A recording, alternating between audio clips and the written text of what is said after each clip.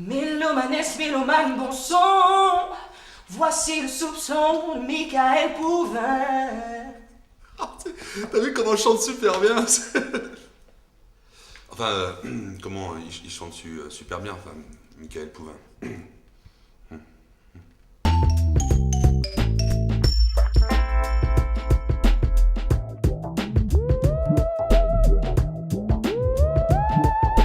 Reprendre les génériques de dessins animés, je crois que c'est vraiment comme ça que j'ai commencé à chanter en fait. Et puis en grandissant, on voit que la passion elle grandit aussi, qu'on a envie au fil du temps de pas en faire uniquement une passion, mais son métier, pourquoi pas. Les baptêmes, les communions, les anniversaires, il fallait toujours « Ah, Michael !» Il fallait toujours que j'en fasse au moins une.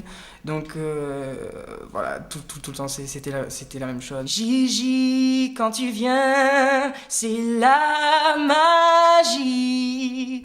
Tout là-haut dans le ciel, il y a une galaxie où vit une petite fille, c'est toi Gigi. J'avais jamais pris de cours de chant, c'est vraiment une passion qui est venue toute seule et que j'ai appris tout seul et que j'ai appris à perfectionner tout seul. Mais c'est vrai qu'en arrivant à classe métisse, ça a été déjà un premier entraînement. On avait une coach aussi, Malou, qui était là et qui de temps en temps nous donnait des cours. The Voice, la meilleure expérience, parce que là-bas on était vraiment coaché par des grands professionnels qui étaient là pas pour nous faire des compliments, hein, que si ça les saoule, ça les saoule, et ils te le disent, mais tu prends pas mal parce que tu sais qu'ils ont du métier, que tu es là pour avancer, donc au contraire tu t'en redemandes. On apprenait beaucoup de techniques. Voilà, chante ici, avec le ventre, pousse. Et puis, ce que j'ai apprécié là-bas, c'est qu'ils m'ont fait réaliser que j'étais capable d'aller au-delà de ce que moi je pouvais penser. Ils m'ont appris vraiment à dépasser mes limites. Où je me rappelle que les fois où on faisait nos vocalises, arrivé à une note, je disais ben non, je peux pas faire ça et tout, c'est pas possible. Mais c'était là, mais Mickaël, mais si, tu peux très bien atteindre cette note-là. Et du coup, voilà, ça m'a appris ça, la confiance, un peu plus d'assurance. Et voilà, une technique plus maîtrisée. Never mind, I found someone like you. I wish nothing but the best for you too. Don't forget me, I beg. I remember you said sometimes it lasts in love, but sometimes it hurts instead.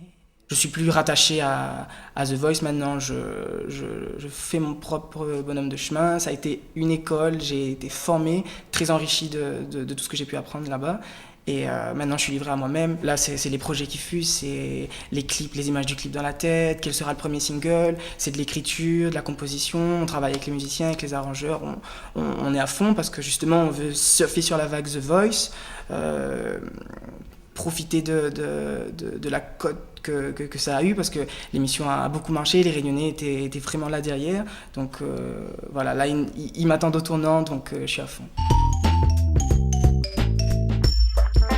Je suis hyper attaché à mon île, donc je n'hésite pas à chaque fois que j'en ai l'occasion de montrer des photos ou de parler de l'île tout simplement. Et donc avec Sandy, je me rappelle quand on était au studio de The Voice, on se mettait à danser du Sega, on a chanté du Devisika, on nous a interviewés en train de chanter Maloya Kabossé, et c'est juste énorme de pouvoir faire parler de la Réunion et de partager ça.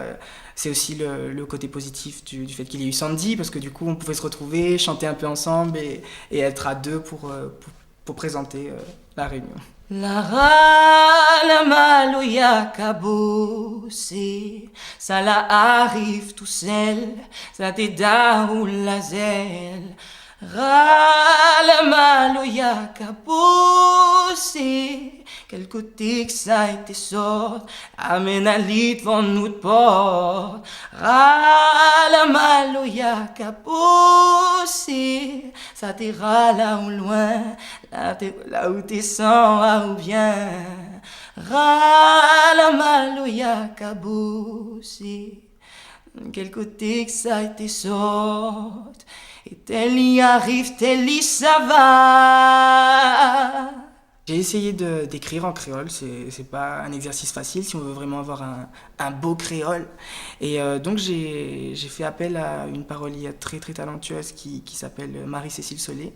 Et donc voilà, je lui ai demandé de m'écrire un texte créole avec des expressions vraiment créoles d'antan ou voilà, elle m'a montré le texte, à la limite moi-même je comprenais pas les mots, il a fallu qu'elle m'explique les expressions, mais je voulais vraiment ce son là et que les Réunionnais se retrouvent là-dedans, que le jeune public soit touché par exemple par la mélodie et que voilà, le public un peu plus âgé il soit touché par ce côté-là créole, que ce soit dans les paroles ou dans la musique. Donc comme j'ai dit, il y a des sonorités indiennes, des sonorités d'ici, il y a du kayam, il y a vraiment un peu de tout ça pour que les Réunionnais s'identifient au maximum dans ma musique.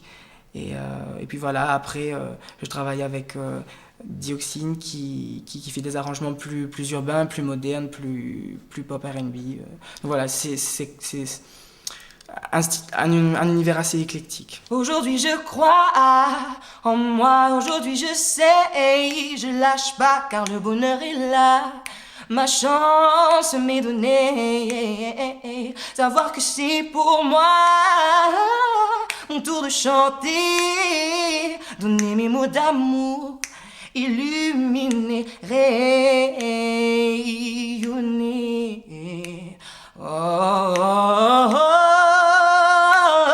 hey, no, no, no. Hey, no, no, no. Son père était un héros, le grand, le vaillant Sangoku. Le monde saura bientôt que son esprit reste avec nous. Dragon Ball Z.